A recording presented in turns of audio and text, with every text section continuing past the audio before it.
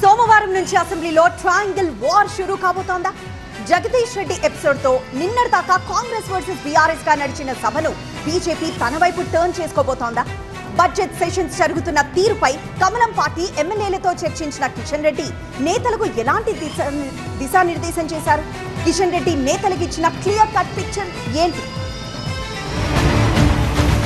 తెలంగాణ అసెంబ్లీలో నిన్నటిదాకా జగదీష్ రెడ్డి సస్పెన్షన్ సినిమానే నడిచింది. అసెంబ్లీ మొత్తం కాంగ్రెస్ బీఆర్ఎస్ మధ్య అన్నట్టుగా ఉంది. సభలో అసలు బీజేపీ ఊసే లేకుండా పోయింది. దీంతో అసెంబ్లీ సమావేశాలపై కమలనాథులు కూడా ఓ నజరు వేశారు. బడ్జెట్ సెషన్స్ జరుగుతున్న తీరుపై చర్చించి ఆ పార్టీ ఎమ్మెల్యేలకు దిశానిర్దేశం చేశారు రాష్ట్ర అధ్యక్షుడు కిషన్ రెడ్డి. వాళ్ళిద్దరి సమరంలో బీజేపీ సైడ్ అయిపోకుండా ఫుల్ గైడ్ లైన్స్ ఇచ్చారు.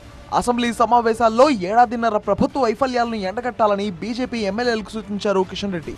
హామీల అమలుపై గట్టిగా నిలదీయాలన్నారు. ప్రజా సమస్యలే ప్రధాన అజెండాగా సభలో మాట్లాడారు. మీతో పని చేసినందుకు చాలా సంతోషంగా ఉంది.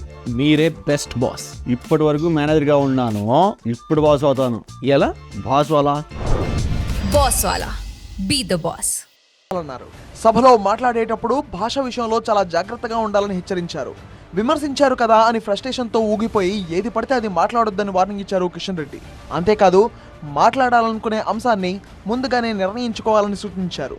ఎవరు ఏ టాపిక్ మీద మాట్లాడాలో పక్కా ప్లాన్ తో అసెంబ్లీలో అడుగు పెట్టాలన్నారు కిషన్ రెడ్డి.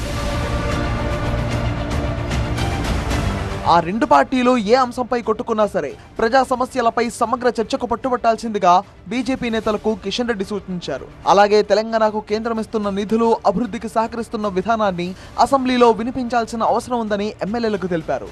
రాష్ట్రానికి ఏం చేయలేదంటూ కేంద్రంపై కాంగ్రెస్ బీఆర్ఎస్ చేస్తున్న విమర్శలకు లెక్కలతో సహా తిప్పికొట్టాలని కిషన్ రెడ్డి సూచించారు.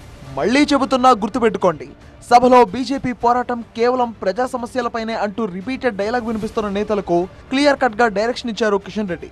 మరి చూడాలి సోమవారం సభ ఎలా ఉండబోతోంది, బీజేపీ ఏం చేయబోతోంది.